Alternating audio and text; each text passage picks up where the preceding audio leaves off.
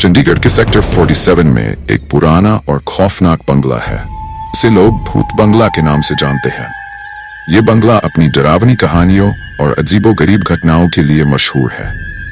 रोहन, नेहा और कबीर, जो कॉलेज के पुराने दोस्त हैं, ने एक रात डेयर के मजाक में इस बंगले में जाने का फैसला किया। जब वो तीनों बंगले के सामने पहुंचे, उनका मजाक और हंसी मजाक एकदम से खत्म हो गया और डर के साए उन पर छाने लगे।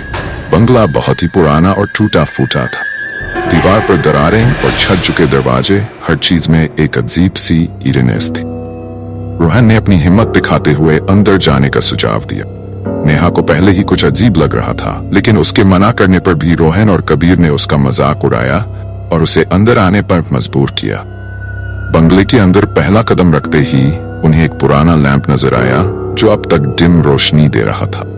लैंप की रोशनी में उन्होंने देखा कि हर तरफ धूल और पुराने जमानों के अजीब सामान बिखरे पड़े हैं। जैसे ही वे एक अंधेरे कमरे में गए, दरवाजा अचानक से बंद हो गया। लैंप की रोशनी धीरे धीरे और भी कम होती गई और तभी नेहा को एक अजीब सी आवाज सुनाई दी जो कह रही थी, तुम्हें यहाँ नहीं आना चाहिए था।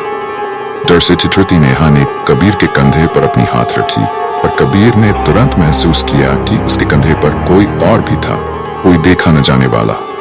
उसने पलट कर देखा, लेकिन वहां कोई नहीं था। रोहन ने जल्दी से दरवाजा खोलने की कोशिश की, लेकिन वो दरवाजा हिल भी नहीं रहा था। उस वक्त लैंप का बल्ब फ्यूज हो गया और उनका मोबाइल टॉर्च भी अचानक से बंद हो गया। घनेरे अंधेरे में उन्होंने देखा कि एक भयानक शैडो धीरे धीरे कमरे के कोने से उनकी तरफ बढ़ रही थी। उस शैडो का चेहरा खौफनाक और दुख से भरा था। उस शैडो ने रोहन के गले पर अपना ठंडा हाथ रखा, जिससे रोहन का चेहरा पीला पड़ गया और उसने ठंडक के साथ दर्द महसूस किया। नेहा और कबीर इतने डर गए कि वो चिल्लाने लगे, पर उनकी आवाज उनके गले में ही अटक गई।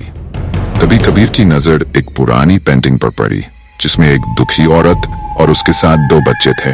पेंटिंग के पीछे लिखा था, जो भी यहाँ आया वो वापस नहीं गया। तभी वो शैडो औरत के रूप में बदल गई और कहा, यह बंगला मेरा है और यहाँ जो भी आता है वो यहीं का हो जाता है। नेहा और कबीर ने तुरंत रोहन को खींचकर वहां से भागना शुरू किया, लेकिन रोहन बंगले के प्रभाव में आ चुका था। उस दिन के बाद रोहन कभी नॉर्मल नहीं हुआ। कहते हैं, भूत बंगला की कहानी आज भी वैसी ही है। जो भी रात को वहां से गुजरता है, उसका वहां से निकलना नामुमकिन हो जाता।